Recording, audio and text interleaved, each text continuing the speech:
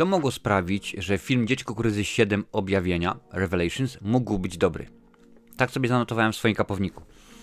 Nie najgłupszy film byłby to, gdyby nie był kontynuacją, gdyby uciekli od głupot scenariuszowych, bo film ma fajny klimat i ciekawe zdjęcia.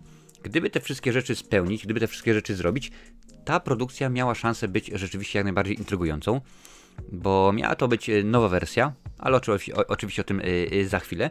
Na początek zarys fabuły. Mamy dziewczynę, w tej roli Claudette Ming, posiłkuje się oczywiście IMDb, której babcia nie odzywa się. No, były w bardzo bliskiej komitywie, rzeczywiście, no ale okazuje się, że od jakiegoś czasu babcia się nie odzywa i jedzie do niej, słuch po niej zaginął wokół, coś wbija się do centrum miasta, no niemalże centrum miasta, gdzieś tam na obrzeżu jakaś powiedzmy dzielnica fabryczna, a tam pola kukurydzy. Nikogo to w ogóle nie dziwi.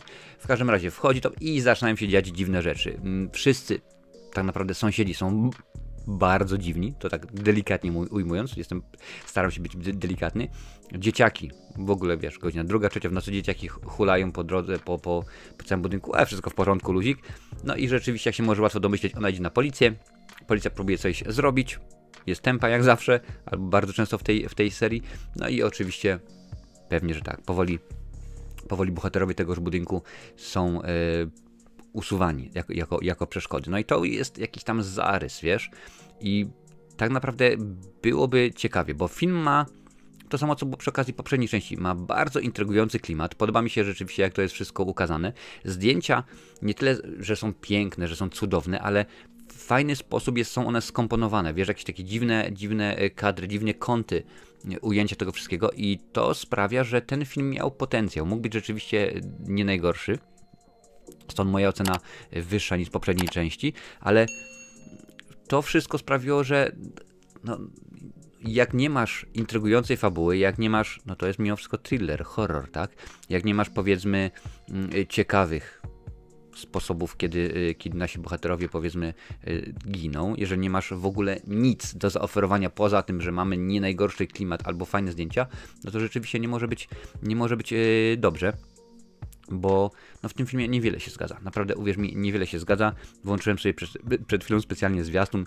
Pierwsze wielkie film na podstawie krótkiego opowiadania Stephena Kinga. Wow! A Stephen King sam wiele razy w wywiadach powiedział, tutaj cytuję akurat wywiad dla Deadline Hollywood News z 2016 roku, mógłbym się obejść bez wszystkich kontynuacji Dzieci Kukurydzy, więc rzeczywiście raczej one nie były dobre. I nie są, rzeczywiście, uwierz mi, nie są dobre, ale ten film, poza tym, że ma w miarę fajny klimat, bzdurną fabułę, ma kilka motywów, kilka rzeczy, które mi się rzeczywiście spodobały. O nich ci właśnie w tym momencie powiem. Między innymi gra The House of the Dead pojawia się w sklepie. Fajne nawiązanie do z kolei innej serii. Podoba mi się motyw z kukurydzą w wannie. Nie będę zdradzał więcej. Jeżeli było ci dane zobaczyć ten film, to dokładnie wiesz. Jeżeli nie, a jeżeli jesteś na tyle szalonym odbiorcą twórczości Stephena Kinga, to w opisie, tak w przypiętym komentarzu będzie link do filmów Dzieci Kukurydzy, możesz sobie obejrzeć. Jak mówiłem wcześniej, film ma dobry klimat i podoba mi się również, pewnie, że tak, jeszcze jeden motyw tutaj muszę wziąć, sprawdzić. Tak, motyw z noktowizorem. Rzeczywiście bardzo ciekawy jest ta sprawa, bo jeden z bohaterów, jeden z mieszkańców tego budynku jest wielkim fanem oczywiście militariów i tutaj on akurat ma to wszystko. Ciekawy, podoba mi się, dobrze zrobione i to było na tyle, więc ta produkcja nie daje nam nic ponad to, że mamy gdzieś tam jakąś ciekawą perełkę, gdzieś tam jakieś puszczone oczko do fanów innej serii albo czegoś takiego. Więc rzeczywiście nie jest super świetnie, bo nasi bohaterowie no naprawdę nie są tuzami intelektu i to nie chodzi mi o to, jak oni zostali zagrani, bo wiadomo, że tak krawiec kraje, jak mu materiał staje, ale tak reżyser daje scenariusz, tak reżyser się umawia, ok, zagrasz to w ten, a nie inny sposób i dziękujemy bardzo i to mamy, ale scenariusz po prostu jest bardzo źle napisany, bo pomyśl sobie, jest taka sytuacja, uwaga, zdradzam fabułę tutaj, jest noc, tam gdzieś 2 w nocy, budzisz się, słychać dzieci na korytarzu, mieszkasz w bloku, tam powiedzmy załóżmy 10-piętrowym, wiesz, no i nagle słyszysz dzieci i stwierdzasz, a to ja muszę to pójść sprawdzić. I idziesz, sprawdziłem dokładnie, 4 piętra w dół, idziesz do samej piwnicy. 2 w nocy, dzieci, w ogóle babcia twoja zniknęła, dziwne rzeczy się dzieją, boisz się, ale schodzisz, w porządku. Są drzwi napisane, na drzwiach jaki napis jest? No oczywiście, że tak. Nie wchodzić. To co robi nasza główna bohaterka? Dam ci 2 sekundy do zastanowienia się. Wchodzi. Oczywiście, że wchodzi, no bo co bym mogła innego zrobić, ale oczywiście jest zamknięte, więc trzeba wziąć jakiś przedmiot, rozwalić kłódkę, wchodzimy, po czym się okazuje, że się nic nie okazuje. No i jest po prostu bzdura, takich rzeczy jest tutaj zbyt dużo. Mamy policjanta, jak już mówiłem wcześniej, nasza bohaterka, kiedy babcia gdzieś tam zniknęła, poszła na policję, no i przychodzi policjant do tego mieszkania, patrzy, tam jest dużo czerwonej farby. W domyśle wiemy oczywiście o co chodzi. Więc co robi nasz policjant? Podchodzi i sprawdza językiem, tak, czy to rzeczywiście jest to, co on myśli. Gdzie logicznie myślący człowiek takie rzeczy robi? Powiedz mi. Gdzie po prostu, sprawdzę sobie, dowierzę. Równie dobrze to przecież może być trucizna, no i... Ale takich rzeczy w tym filmie jest dużo. Policja no niekoniecznie jest tuzami intelektu, policja jest raczej głupia. Eufemizm z mojej strony. Policja jest bzdurna. Po prostu jest źle, wiesz. Dziewczyna biegnie, wpada w pole kukurydzy. Raz, dwa, jeden, drugi krok.